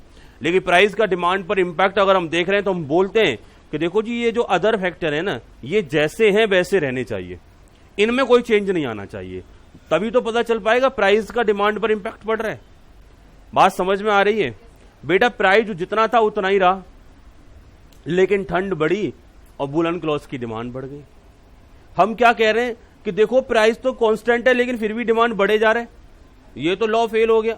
बिल्कुल फेल हो ही जाएगा, क्योंकि ये अदर फैक्टर की वजह से चीजें चेंज हो रही हैं। तो हम बोलेंगे अदर फैक्टर जैसे हैं वैसे रहेंगे, और फिर हम देखेंगे कि प्राइस का डिमांड के साथ क्या रिलेशनशिप रहता है। क्या प्राइस के बढ़ने पर डिमांड कम होगा या प्राइस के घटने पर डिमांड बढ़ेगा, ये सारे फैक्टर हमको देखने पड़ेंगे। बात समझ में आ गई? तो अगला एस्पेक्ट जो हम पढ़ने वाले हैं that is law of demand, और लॉ ऑफ डिमांड कैसे इंपैक्ट डालता है उन सारे मुद्दों की बात करते हैं। बेटा आपने लॉ ऑफ डिमांड में हम बात करें तो क्या किस किस की रिलेशनशिप चेक करेंगे? Price of goods and demand of same goods. जिस गुड्स के प्राइस की बात कर रहे हैं और उसी गुड्स के डिमांड की बात कर रहे हैं। बच्चों अगर प्राइस बढ़ता है तो क्या उस गुड्स की डिमांड बढ़ जाएगी या कम हो जाएगी? और प्राइस अगर कम होगा तो उस गुड्स की डिमांड हमारी क्या हो जाएगी बच्चों? बढ़ जाएगी। ठीक है, तो यहां हम बात करने वाले हैं लॉ ऑफ डिमांड में प्राइस ऑफ गुड्स या demand of same goods. Relationship कैसा रहेगा बच्चों?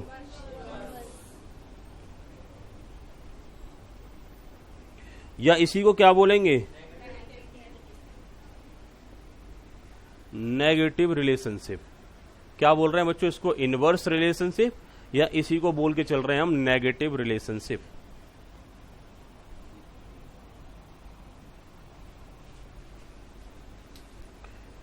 लेकिन जब जब इस रूल्स को, इस फॉर्मूले को, हम इस फंडामेंटल को, इस लॉ को डिस्कस करते हैं तो हमको एक बात यहां मेंशन करना पड़ेगा, अदर फैक्टर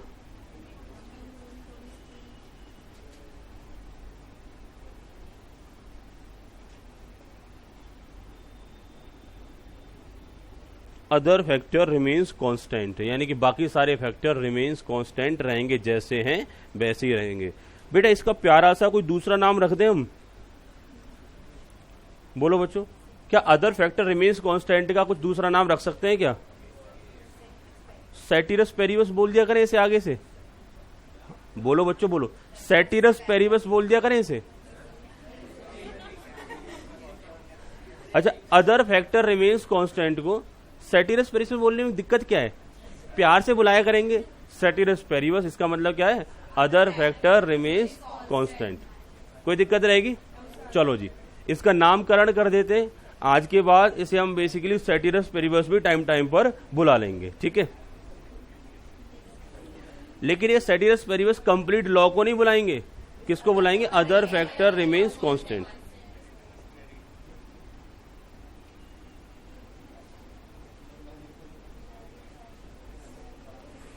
सेटिरस पेरिवस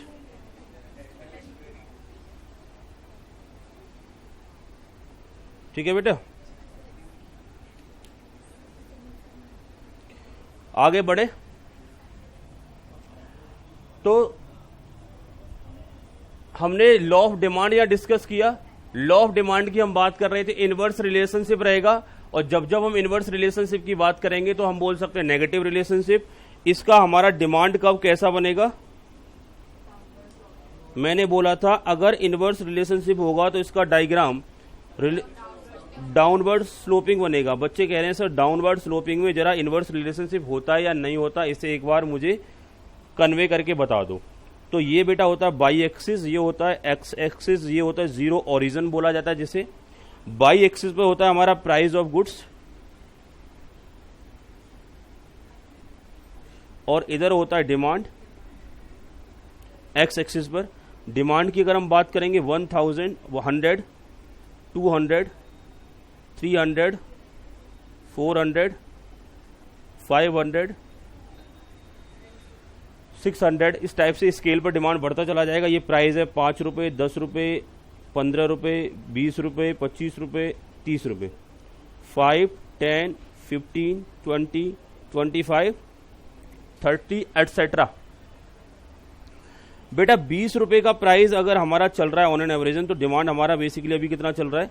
करीब करीब, थोड़ा सा बेटा ये वैसे वर्टिकल आता है, 90 के एंगल पे आता है, ये थोड़ा एंगल टेढ़ा हो गया है, लेकिन रूल हमारा फिर भी समझ आ जाएगा, ठीक है, क्योंकि जो जितने भी ये आपके पॉइंट्स रहते हैं एकदम 90 के एंगल पर रहते हैं। बेटा 10 रुपए अगर मैंने प्राइस किया तो बेटा प्राइस कम किया, क्या डिमांड बढ़ गई? हाँ बेटा 200 यूनिट के आसपास थी, लेकिन अभी डिमांड कितना? 300 यूनिट से ऊपर जा चुका है प्राइस कम करने पर। और बेटा मैं प्राइस बढ़ा के इसके 30 रुपए कर दूं, और जैसे ही प्राइस बढ़ा के 30 रुपए किए तो बच्चों आप देख पा रहे हो कि इधर से प्राइस बढ़ा और इधर से डिमांड कम हो गई, और इधर से डिमांड पहले बढ़ गई थी। क्लियर? तो मेन जो हमारा पॉइंट था ये वाला था 20 रुपीज वाला, और इस 20 रुपीज वाले प्राइस को अगर हम एनालाइज करेंगे, प्राइस बढ़ा के 30 किया तो डिमांड कम हो रही है, प्राइस घटा के 10 किया तो डिमांड हमारा बढ़ रहा है। दैट मीन्स ये नेगेटिव रिलेशनशिप है कि जब जब प्राइस बढ़ेंगे, जब जब प्राइस बढ़ेंगे तो डिमांड आपका पॉजिटिवली बढ़ेगा, जब जब प्राइस कम होंगे, जब जब प्राइस कम होंगे तो आपका डिमांड बेसिकली कम होता चला जाएगा। क्या इस रूल को प्राइस बढ़ेगा तो डिमांड कम हो जाएगा, और जब जब प्राइस कम होगा तो डिमांड बढ़ जाएगा। तो बेटा ये सारे एस्पेक्ट की हम बात कर रहे हैं, नेगेटिव रिलेशनशिप रहेगा, इनवर्स रिलेशनशिप रहेगा। तो क्वेश्चन यहां से कैसा बन सकता है कि सर प्राइस बढ़ता है डिमांड गिरता है, तो कैसा relationship? Inverse relationship. Law of demand की बात करेंगे तो कैसा रिलेशनशिप? डायरेक्ट रिलेशनशिप या inverse relationship? Inverse relationship. In case of law of demand, if price are rising तो डिमांड फॉल्स। आंसर क्या रहेगा? Demand falls. In case of law of demand, if price are falling तो demand rise हो जाएगी। अगर price falling तो demand क्या हो जाएगी? राइज हो जाएगी। तो दैट ये पर्टिकुलर हमारे कुछ क्वेश्चंस इसके बेसिस पर बन सकते हैं, जिसे हम किसके नाम से जान रहे थे बच्चों? लॉ ऑफ डिमांड के नाम से जान रहे थे। इसके बाद पॉइंट नंबर अगला रहेगा हमारा डिमांड शेड्यूल और डिमांड कर्व की हम बात करेंगे। यहां तक हमने लॉ ऑफ डिमांड डिस्कस किया, बाकी रेस्ट टॉपिक बेटा हम नेक्स्ट क्लास से डिस्कस करेंगे।